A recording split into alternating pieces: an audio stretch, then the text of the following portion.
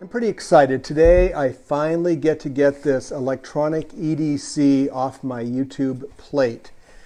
I've been wanting to do this for a while, but things have been quite busy. In a way, it's a good thing because I would say in the last couple of months, my use of this electronic EDC has changed.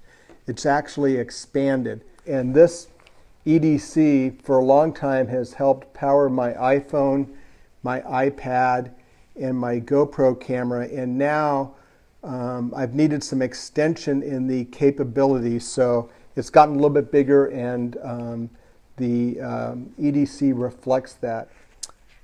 All right, the first pocket is a Mophie power station with dual USB ports and a USB micro port for charging, and I can power 2 devices and charge 2 devices off the USB ports, and this has been quite helpful. There are other batteries on the market which I've had people point out to me. This was just the one that was readily available for me on a recent road trip, and it's worked out quite well, but do your research and pick a battery that's going to work for you. So that's pocket 1. Pocket 2 has external drive and the associated cable, so access my AMP3 and my YouTube channel files while I'm out on the road. I started carrying stuff in these small lock sack bags inside the pockets. I like little bags because they act like drawers or shelves, and that worked really well for subdividing inside one of the individual pockets. Pocket number 3, I've got 2 bags. The bottom bag has a USB lightning cable. Now this is the bag I use the most. This has a USB micro, USB mini, and USB lightning cable, and I'm in this bag all the time. Now here's a quick little tip. I took some large, I believe this is 1-inch heat shrink tubing, and I cut a section, that's perhaps 2 to 3 inches long, and I use it as a cable keeper or cable tamer, if you will.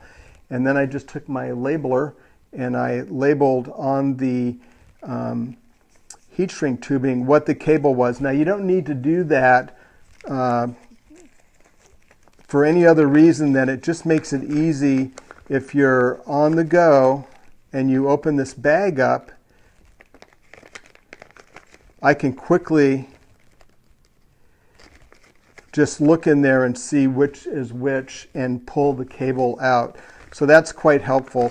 And it was helpful even just for this short lightning cable because it would open up and kind of flop around in the bag. And once I made a small cable tamer, that worked out really well. So those are the USB lightning, micro, and mini, and the bag. I carry mine in one of our AMP3 gear corrals. Now this is by no means an advertisement for an AMP3 gear corral. In fact, I encourage you to go out and get whatever bag or storage device is going to work best for you. I have a list that I will make available for those of you that are interested in the actual components of this. Now in pocket number 4, again, the bags just make it so convenient to pull them out of the pockets and keeps everything secure and out of the elements. This is a USB multi-card reader, and this is quite helpful if you do a lot of photography and video work. I can read from a lot of different card formats without any problem, and this has come in quite handy. I also carry an extra SD card, which has come in quite handy. And then I carry a USB drive. Pocket number 5, again, has 2 bags in it.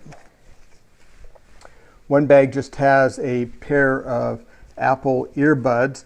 The other bag that is in pocket 5 has 3 adapters. This is the Lightning to USB adapter, and I use that for my iPad to transfer files back and forth. This is my iPhone audio splitter. And then this is my USB charger for my Fitbit. So all of that travels in that bag. And the last bag has my charging units. So this is the Apple 12-watt wall charger, single USB port. Occasionally, you'll be in a vehicle that doesn't have the ability to charge a USB device. So this is a very nice, thin, 12-volt cigarette lighter adapter USB charger that is quite handy to have. If you follow my channel for any length of time, you know that I'm a big fan of hardened power systems and the work that Bill Harrison does. He just does very cool stuff. This is a Anderson power pole to USB charger, 3 amps. And this thing is the bomb. It's awesome to have in your kit. I will plug this into my accessory battery packs and charge devices, and it's so nice just to have that extra capability. All right, that is my EDC for electronics, and it's with me every single day. It's also with me when I travel by plane and when I'm on the road. So hopefully this video will give you a chance to look at what I have in my EDC and pick from that list things that might be helpful for you. We've gone through a lot of changes in the gear corral since it first came out. Differences in the different generations. This generation 1, I just made a paracord loop that I would use to keep the kit together, and when I was ready to put it away, I'd loop it around once,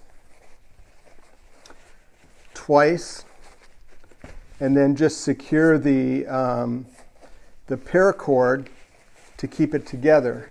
And I made a change on the generation 2, and we basically put a grommet right over the center portion of the inside flap over the first pocket, and that allowed a permanent attachment of the piece of paracord that you use to keep it together. On the generation 3 gear corral, we basically increased the size of the pocket to accommodate these bags in both the width and the height. And we also made the flap just a teeny bit bigger so that you have a little bit more security. And the last thing on the generation 3, we put a small strip of Velcro. This comes in very handy. It acts like a little flexible desk, if you will, and I can open it up on my lap.